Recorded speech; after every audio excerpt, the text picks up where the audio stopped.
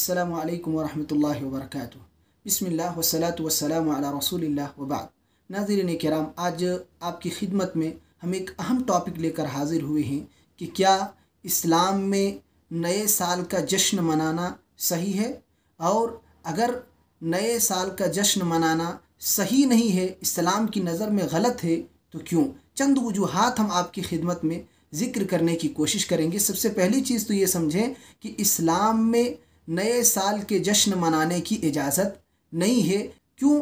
इसलिए सबसे पहली चीज़ कि हमारी अपनी अलग पहचान है जो सबसे नुमायाँ है, हमारी अपनी अलग तहज़ीब है, अलग सकाफ़त है और जीने का अनोखा अंदाज़ है जो सारे लोगों से मुख्तलिफ है, और हम उसी की ताबेदारी करते हैं, उसी को फॉलो करते हैं। और वो तहज़ीब ये कहती है कि इस दिन में ये सारे काम न किए जाएं, न अंजाम दिए जाएं। और दूसरी जो सोचने की बात है वो ये कि अगर हमारी शरीयत में इस तरीके से नए साल की आमद पर खुशी और जश्न का अगर हुक्म होता तो हमारे पास अपनी अलग कैलेंडर मौजूद है, इस्लामी तारीख़ मौजूद है, इस्लामी कैलेंडर मौजूद है जिसकी शुरुआत मुहर्रम से होती है। हमारी शरीयत ये कहती कि हम उस दिन को मुबारक समझें, उस दिन में खुशी और जश्न का एहतमाम करें, लेकिन हमारी शरीयत में वो दिन भी आता है और आम दिनों की तरह गुजर जाता है। ना उसमें वो एहतमाम किए जाते हैं, ना उसमें वो पटाखे फोड़े जाते हैं, ना उसमें वो महफिलें जमाई जाती हैं जो जनवरी की आमद पर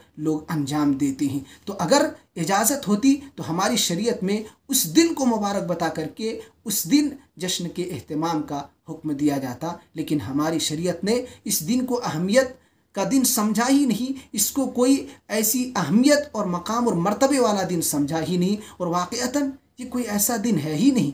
एक शायर ने बड़ी बेहतरीन बात कही है। शायर कहता है, किसी को साले नौ की क्या मुबारकबाद दी जाए, किसी को साले नौ की क्या मुबारकबाद दी जाए।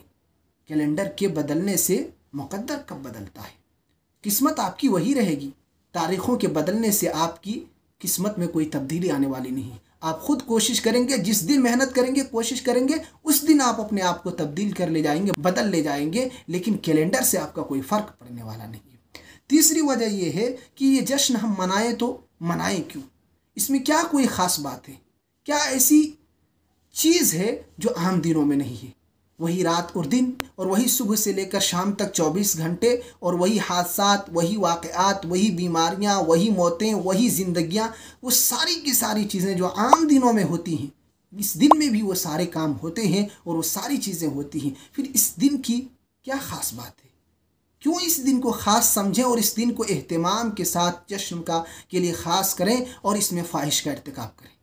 इसमें तो कोई ख़ास बात नहीं है। एक शायर ने बड़ी बेहतरीन बात कही है। शायर कहता है, आसमां बदला है अफसोस न बदली है ज़मीं, आसमां बदला है अफसोस न बदली है ज़मीं, एक हिस्से का बदलना कोई जिद्दत तो नहीं, तू नया है, तू नया है, तू दिखा सुबह नई शाम नई, वरना इन आँखों ने देखे हैं नए साल कई।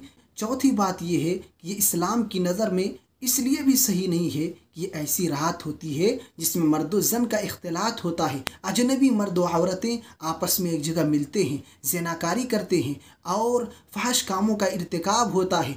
कितनी ही इज़्ज़तों की धज्जियाँ बिखेरी जाती हैं और दूसरों की बहन बेटी की इज़्ज़त व आबरू को नीलाम किया जाता है, और हवस के पुजारी ऐशो इशरत और इश्क व मोहब्बत का नाम दे करके इस रात अपनी हवस की आग को बुझाते हैं। ये वो रात होती है जिसमें इंसान के जानों का सौदा किया जाता है, जान की बाजी लगाई जाती है, और कितने ऐसे वाक़यात आप सुनते होंगे। ये ऐसी रात होती है जिसमें लोगों को तकलीफ़ दी जाती है, उनकी नींदें हराम की जाती हैं, ख़ासकर जो दिल के मरीज़ हैं उनके लिए तो ये आजमाइश का दिन होता है। और इस तरीके के बेशुमार खुराफात हैं, बेहयाई है और मुनकर काम हैं और गलत चीज़ें इस रात में भरी पड़ी हैं। पटाखे फोड़े जाते हैं, फजूल खर्ची का एहतमाम होता है। ये सारी चीज़ें इस रात में खुशी के नाम पर अंजाम दी जाती हैं। तो क्या आप ये तसव्वुर कर सकते हैं कि इस्लाम में ऐसी तालीमात और ऐसी फहश गंदी बेकार चीज़ों का कोई हुक्म मिल सकता है, कोई इजाज़त मिल सकती है, इन चीज़ों का तसव्वुर हो सकता है? हरगिज़ नहीं। कहाँ इस्लाम की रोशन साफ शफाफ और पाकीज़ा तालीमात, और कहाँ ये बेहयाइयाँ, ये फजूल खर्चियाँ, ये मुनकरात और ये छिछोरापन वाली हरकतें। कैसे इस्लाम से इन चीज़ों को जोड़ा जा सकता है, और कैसे एक मुसलमान इन कामों को अंजाम दे सकते हैं, और कैसे इस्लामी तहजीब और सकाफ़त के बारे में ये कहा जा सकता है कि मुसलमान भी इन्हीं चीज़ों को अपनाते हैं। इसलिए इस्लाम भी यही तालीम सिखाता है, यही तालीम अपने मानने वालों को देता है। ये कैसे तसव्वुर किया जा सकता है? इसलिए मुसलमानों, अपनी असल तालीमात की तरफ आओ, इस्लाम की सही पहचान लोगों के सामने पेश करने की कोशिश करो, और गलत हरकतों से, गलत आदतों से, गलत आमाल से अपने आप को बचाओ। एक पक्के और सच्चे मुसलमान बनकर की ज़िंदगी गुजारो।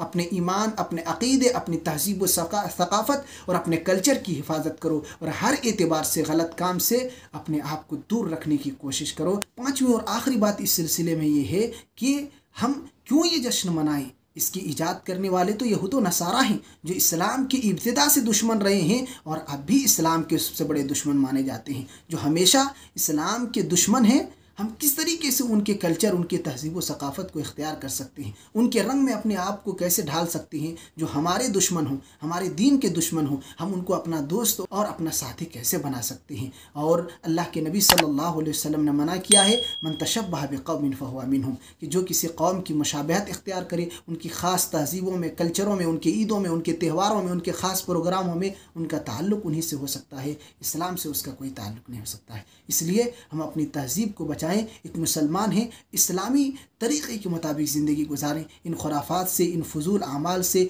इन गुनाह के कामों से अपने आप को दूर रखें। यह नया साल कोई ख़ास नहीं है, आम दिनों की तरह है, इसलिए इसको आम ही समझें